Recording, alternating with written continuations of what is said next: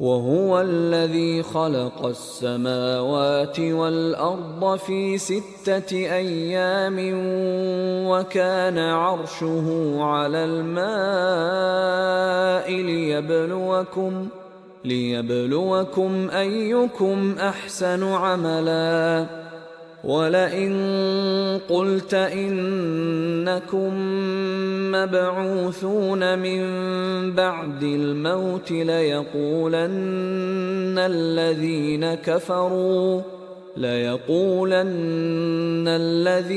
كَفَرُوا إِنْ هَذَا إِلَّا سِحْرٌ مُبِينٌ۔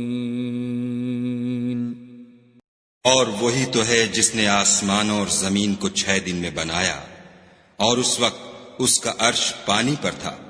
تمہارے پیدا کرنے سے مقصود یہ ہے کہ وہ تم کو آزمائے کہ تم میں عمل کے لحاظ سے کون بہتر ہے، اور اگر تم کہو کہ تم لوگ مرنے کے بعد زندہ کر کے اٹھائے جاؤ گے تو کافر کہہ دیں گے کہ یہ تو کھلا جادو ہے۔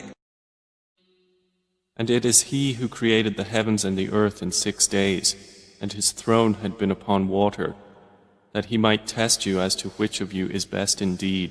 But if you say, indeed, you are resurrected after death, those who disbelieve will surely say, this is naught but obvious magic.